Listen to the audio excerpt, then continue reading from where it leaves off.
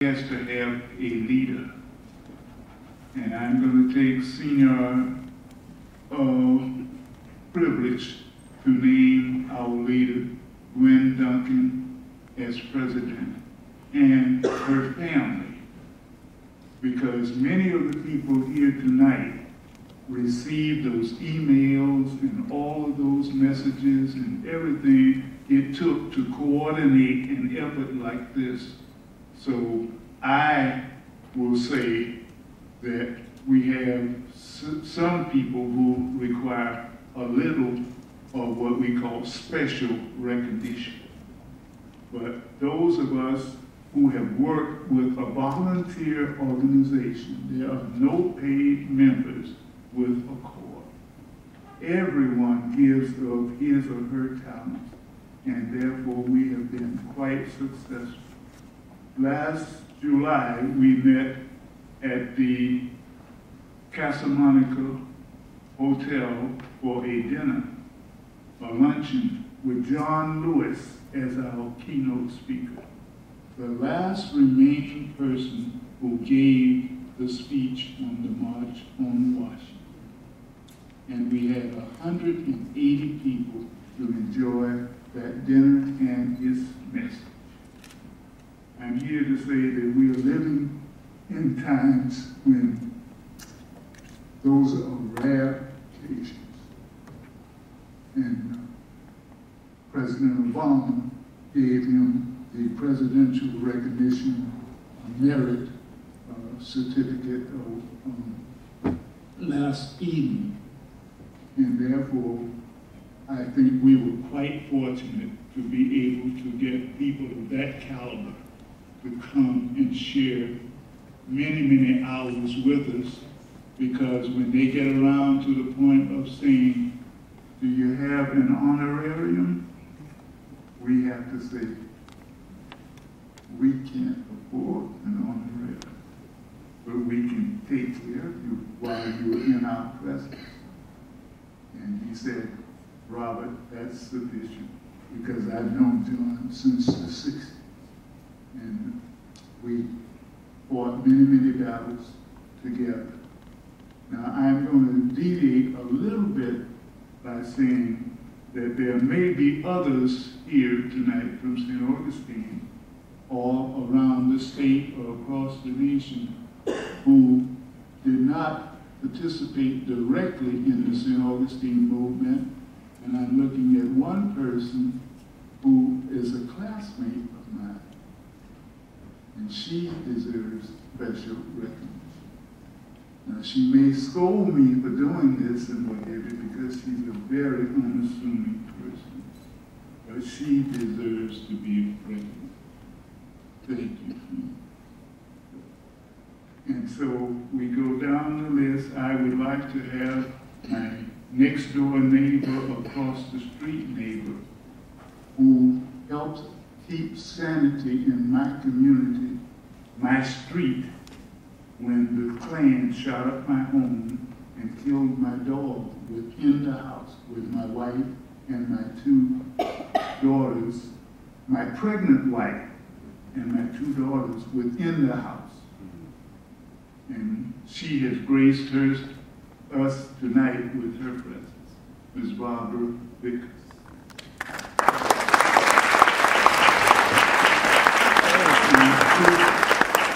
Mr. and Mrs. Duncan are in the audience. I know Mr. Duncan came in with me and Mrs. Duncan and what did, because Mr. Duncan gave me the honor, since we have to collaborate on the phone and make contact and everything else. He said, Doc, you can call my wife anytime. And he didn't know what a curse he was putting on his wife, because we work 24/7. But she has always been beyond my fondest wishes and so forth, because many times she's way ahead of me. And I hope with family we can discuss, and I feel like this is family. One family member is not with us tonight because her cat is sick. The cat is 9 years of age and requires special attention. And I thought, how tender could that be? That she gave me special notice of how she wished to be here with us and all, but if I could give her a pass while she is caring for this Hayling cat. And she is a prominent member of it. So we have so many stories, and this is what I told Senator Hill.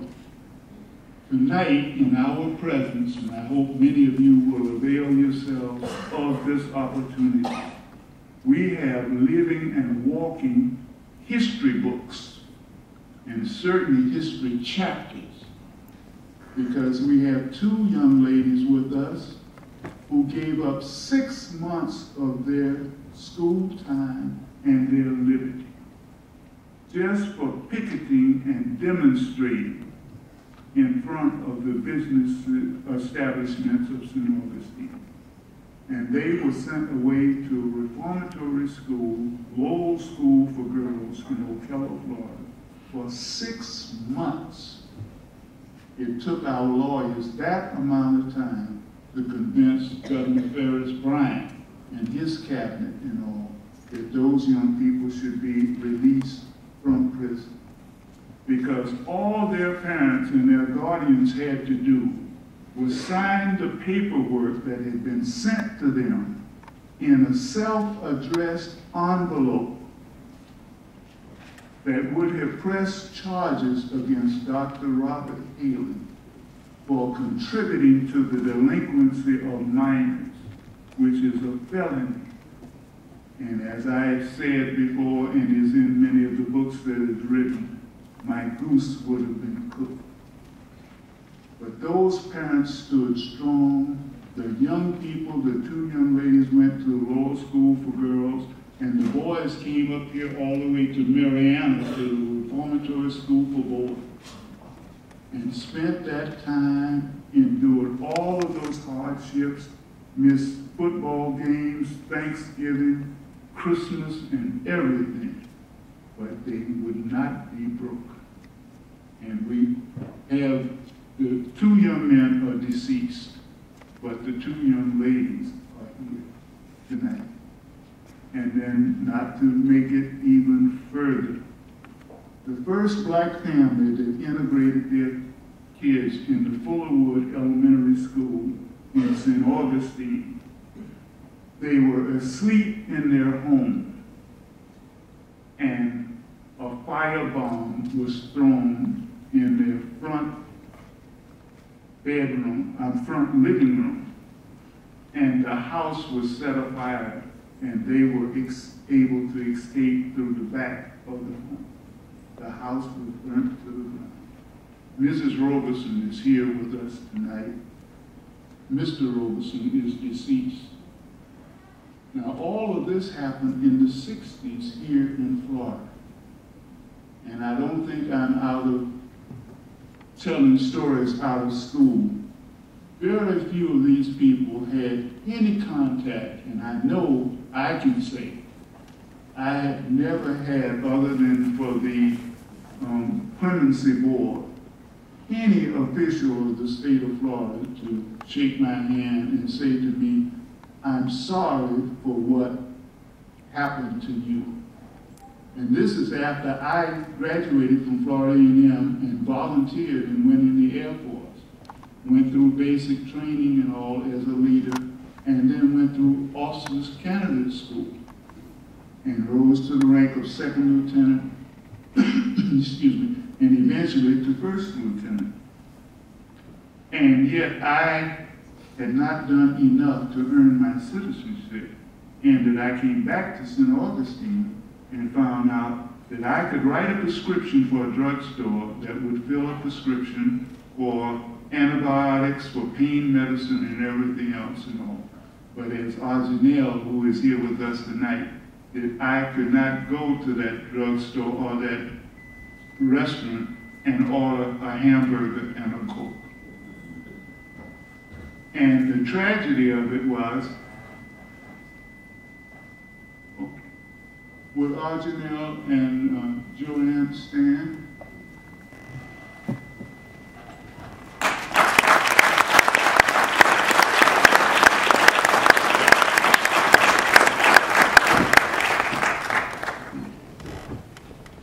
And I feel that they have some stories that they have, up until now, they have not shared. Because some of those trials and tribulations and so forth, I have heard a few, but when you have to scrub and clean and under conditions that my grandmother told me about the labor that she did at a place in New Orleans called the Custom House. And they had to scrub the granite floors of the Custom House on their knees and only had a pillow as cushion for their knees, but a bucket and a rag and all, and it was done by hand. Stories were shared with me to the effect of some of the cleaning procedures and tasks that they had to do were beyond what a normal person could think of. No. Now, I'm not going to take you too far into being accosted and taken into a Klan meeting, 4 black males and 250 Klanspeople. And several of the Klanspeople, including a lady and a 16-year-old girl who was my patient, had temporary caps in the front of her mouth that I had put on her teeth. And yet they heard the Klan leader exclaim when we were beaten to a pulp, piled on top of each other, that when so-and-so got back with the gasoline that he went to get, and he asked the question, have you ever smelled a nigger burn? And when so-and-so gets back, you will be treated to the pleasure of smelling niggers burn. So I'm saying that I have far more questions than I have answers, because St. Augustine had never ever been classed in my growing up days as such a community. But in the end, we found out that all the professional people, including the mayor, who was a medical doctor, and I had been in conferences and meetings with him, and he said we considered ourselves as friends.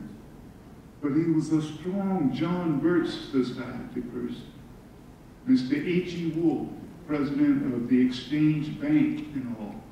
So the John Birch Society had a strong, shall we say, cell or unit in St. Augustine. But now for the Klan, Mr. Horst Manussi was a convicted moonshiner.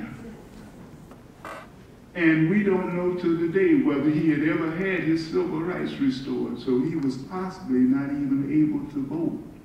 But in federal court, he was given status against Dr. Hayling and the civil rights demonstrators. And L.O. Davis appointed him as an auxiliary deputy for his police force in St. Augustine.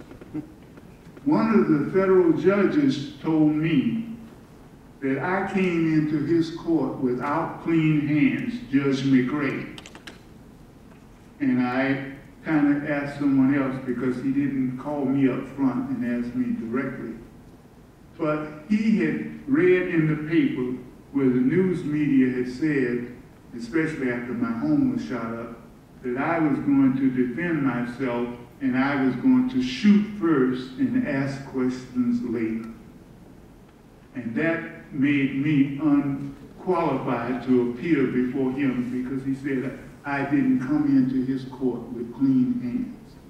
But let it be known now, I said that I intended to defend myself, my family, and my property with all the vim, vigor, and vitality at my command. And does that sound like shoot first and ask questions later? So one of the news people came back to me years later, and I said, well, why did they misquote me? I said, Doc, what you said wouldn't sell. You first, asked questions later, definitely sold newspapers. And that's the way that I've had to live with that, and I hope I'm able to correct that statement and those charges to today. Because we were a nonviolent movement, and I don't think we ever chose violence over nonviolence.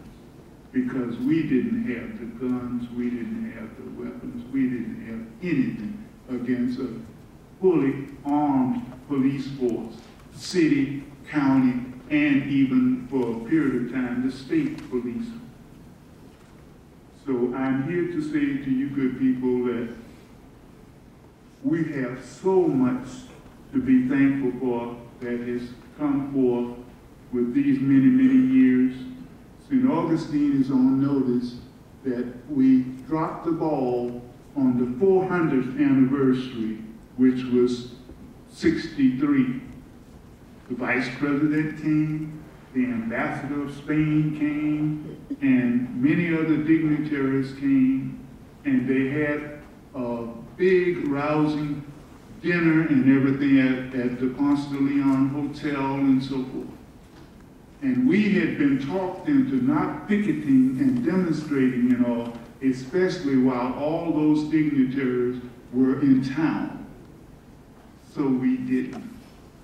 And they had promised that the next day, after the dignitaries left, we were going to meet with the city commission and start discussing the grievances that we had presented to the city.